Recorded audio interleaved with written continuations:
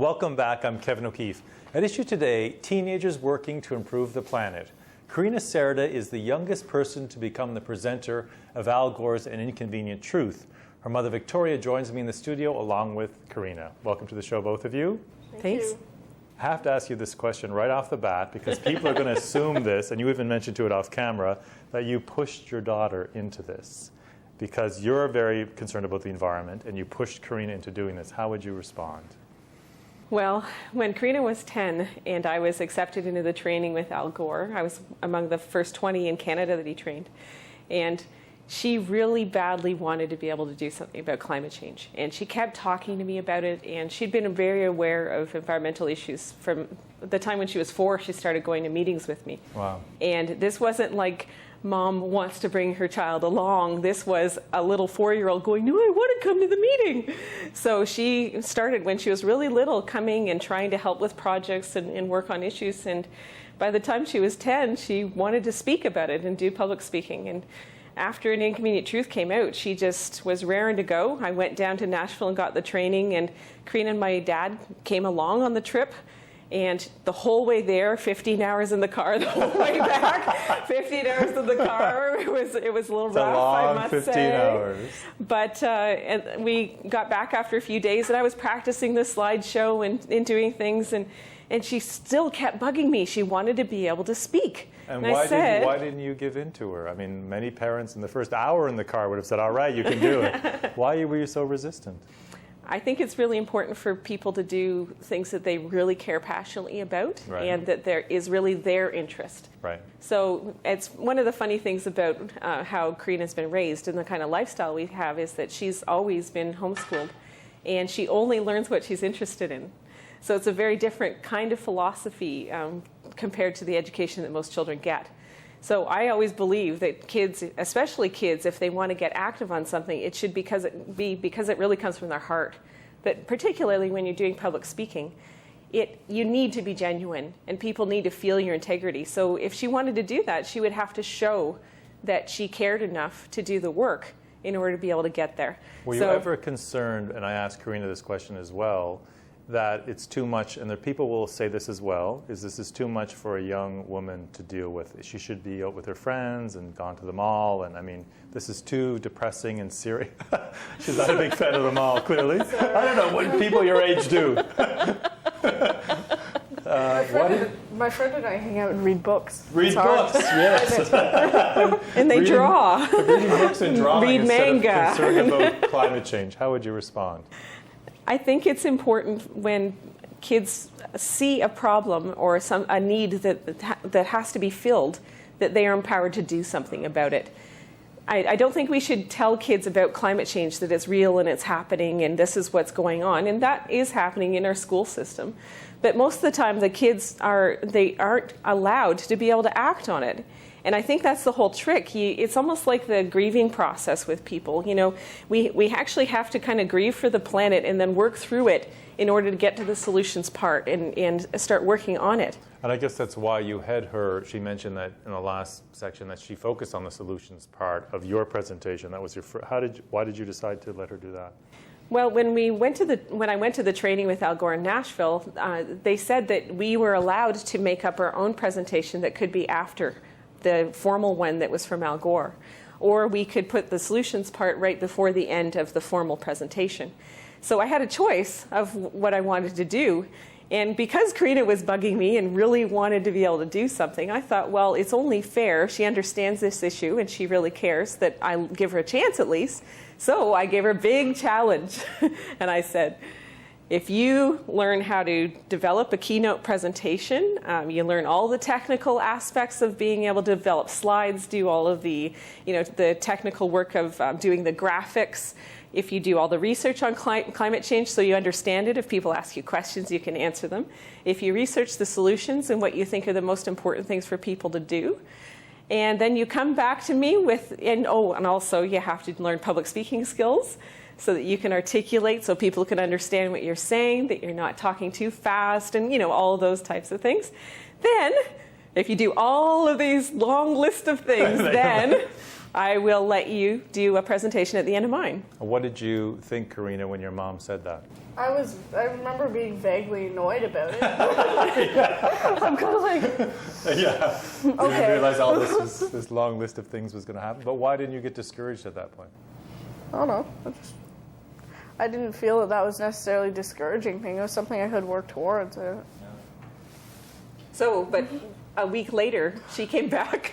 Done. She had 10 things everyone could do. She had done the research, found the most effective ones. She had written up a spiel on what she was going to say for all the slides, how she was tying them together. She had started working on practicing speaking and trying to learn some of the techniques. She just basically did everything that I asked her to within a week. So then you're back into a corner now. So you have then, to let it well, I guess she needs to come along.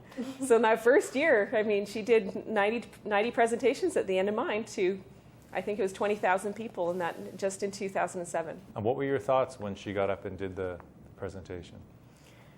Well, I got to say I was proud in a way, more that I was happy for her that she had found something that she cared so much about and that she could make a difference doing. And it was just beautiful. Actually, the most inspiring time, I've got to say though, for me was recently, just a few weeks ago, there was an event where people were talking about, they asked us to do a very short speech on what it means to be green, like why you care about these things and what it means to you. And she delivered about a 3-minute speech that was very passionate, and people just were so inspired by it. And they were just still at the end. You know, like sometimes you give a presentation and everyone's quiet for a moment and then they clap. It's the best ever. You just feel so empowered and respected. And in that moment, I was like, yes, you're there, totally, because she was just so in the pocket. And do you remember that moment when you gave that speech? Oh yeah. What was that like for you, giving that speech with your mom there and all these people? It was a seem very speech. casual about it. You didn't think you were having this effect? Like clearly you really touched your mom. Well, I wrote up this speech, like I did it word for word, basically, generally, so that because this one was just an inspirational speech, like there were no graphics or anything, like it wasn't the regular speech I gave, so I just wrote it up and I hoped that it would have a really inspiring effect on people, so I guess I just was happy that it worked out that way, but it was a speech, I don't know. Is there anything, I mean, you sort of just mentioned it there, but is there anything that your daughter has taught you about the environment? Or reaching more people and giving this message? Anything you've learned from her? Clearly she's learned a lot from you. Well, everyone learns all the time. I'm just trying to think. I think the biggest thing that I've learned from Corrina is that it's how important it is to enable someone to do something that they care about. You know, it's like, because she continues, she always cares about it. It's not something that totally goes off her radar. Now, in case people are worried, yes, Corrina does spend a lot of time doing lots of Reading other fun and things. And not going to the mall. She is by nature more introverted. She's always been like that. And usually somebody that's this serious, about passionate usually is mildly that way at least, right? But she still spends a lot of time doing fun things and going to the beach and hanging out with her friends. Enjoying the environment. Yeah. What advice would you give to a parent watching right now who maybe has a child who's interested in somehow getting involved in the environment? What would you say to them? I would get them to connect with people that do something similar in their area so that they can kind of band together and work as a community towards things. Because when you have a group, it gives more sway to being able to move things forward. But also you can use other people's experience and grow a lot faster as a person and be able to move things forward. Like in my town, I have a lot of experience doing campaigns and doing projects. And because of that, now I know how to deal with media and do the proper marketing for it in order to get people out, how to design a campaign. So and you don't have to reinvent the wheel every time. Yeah, you don't need to do that. Yeah. And so it's actually part of what Corrina and I do sometimes is we do a workshop at the end of her presentation where we take kids through a campaign so that they actually think about something they'd like to do in the community and then work through some aspects of it to get them thinking about how they could do it. How about for you, Corrina? If there's a young person watching right now who wants to get involved and you've inspired them to get involved in environmental issues, what advice would you give them? To find websites on the internet or organizations that they can get involved with that. Like, if the issue is specific, because climate change is such a broad issue. If they have something that they specifically care about, they can just look it up on the web and find all these organizations, I'm sure. Just hook up with somebody else that's already working that you're interested in. Yeah. Speaking of interested in, if someone wants to see you speak or you speak, do you have a website or is there a way that they can find you guys and attend the workshop?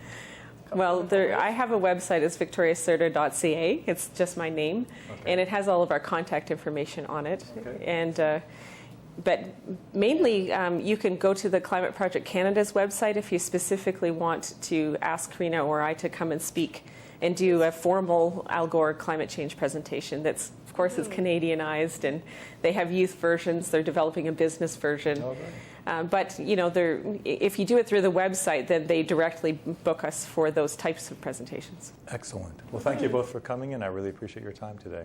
Well, thank you. Well, up next, because you live in the city or public housing doesn't mean you can't get involved in cleaning up the environment. Find out how after this.